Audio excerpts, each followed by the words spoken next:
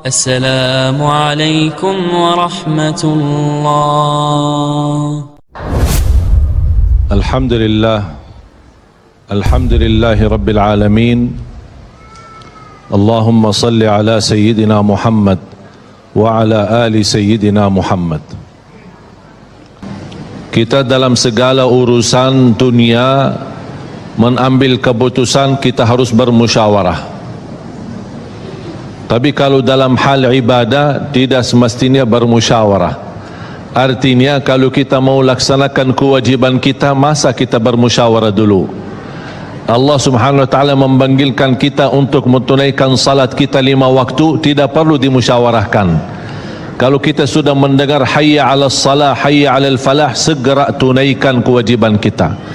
Kalau kita perhatikan dalam Al-Quran, banyak ayat-ayat yang Allah Subhanahu wa taala ikatkan salat dengan zakat, atau bahasa lain salat dengan infak, sebagaimana firman Allah Subhanahu wa taala di suratul Baqarah, dan saya yakin semuanya hafal.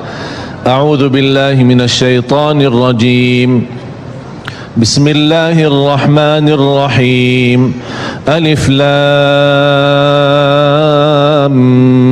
mim. Dzalikal kitabu la raiba fihi hudan lil muttaqin. Alkitab ini petunjuk bagi siapa? Bagi muttaqin. Dan Allah menjelaskan sifat-sifat mereka. Kalau kita ingin meniru mereka, ingin bergabung bersama mereka, ingin menjadi seperti mereka, ikutilah penjelasan Al-Quran. Siapa si al-muttaqin ini?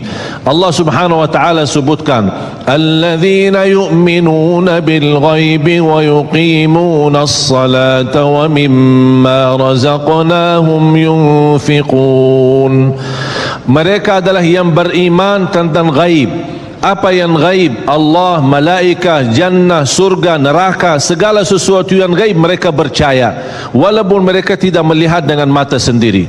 Dan sifat mereka alladzina yuqimuna as-salah. Beda artinya yuqimuna as-salah sama yusallun. Ada orang hanya kerjakan salat, tapi ada orang mendirikan salat. Ada dua orang salat di saf pertama, sama-sama ruku', sama-sama sujud, sama-sama membaca Al-Quran, tetapi satu diterima oleh Allah, satu tidak diterima oleh Allah. Apa persoalannya? Karena satu menghadap Allah dengan hatinya, dan satu hanya menghadap Allah dengan fisik badannya. Makanya kita melihat orang yang salat dengan hatinya, nikmat salatnya, bisa tenang bacaannya, tenang rukuknya, tenang sujudnya. Beda sama orang yang buru-buru melaksanakan salat. Saya pernah masuk satu masjid, habis saya tahiyatul masjid duduk. Saya melihat seorang baru masuk dan juga tahiyatul masjid. Saya melihat gerakan salatnya, subhanallah, bukan subhanallah, na'udzubillah, luar biasa cepat. Saya hanya menangkapi bacaan gerakan salatnya. Saya baca Al-Fatihah, saya baru selesai waladdallin amin, dengan saya mencuba bagaimana bandingkan bacaan Al-Fatihah dengan salat beliau, dia sudah sampai ke tahiyat, padahal baru saya selesai surat Al-Fatihah. Salat apa ini yang kita kerjakan? Banyak orang-orang berlomba-lomba seolah-olah ada juara, siapa yang paling cepat selesai salat dapat juara satu.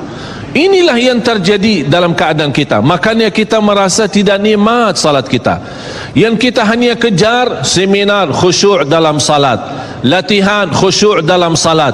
Sebenarnya Bapak Ibu biar faham, tidak ada perintah dalam Al-Quran memerintahkan salat yang khusyuk.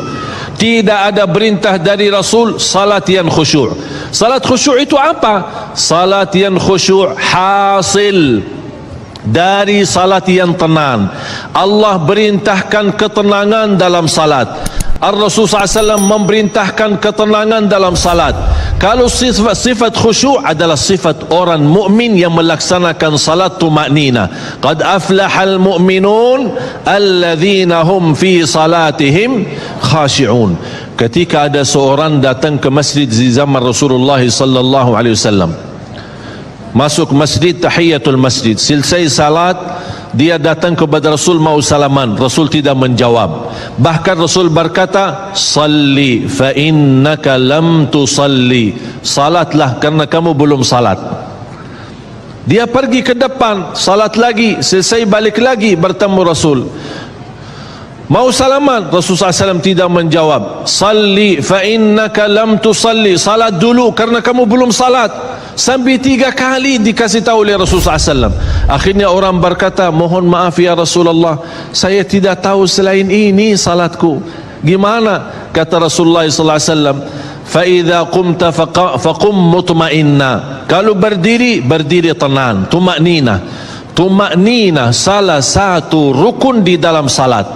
Tidak sah salat seorang tanpa Al-Fatihah, betul? Sama tidak sah salat seorang tanpa tumaknina. Baca tenang, rukuk yang tenang, sujud yang tenang, wallahi akan terasa nikmat. Dari hasil ketenangan dan upaya dan ikhtiar kita akan muncullah rasa khusyuk. Karena khusyuk bukan sesuatu yang datang dari luar, tapi khusyuk sudah ada di dalam hati. Tinggal bagaimana cara dikelola, bagaimana bisa dikembangkan cara salat yang tenang.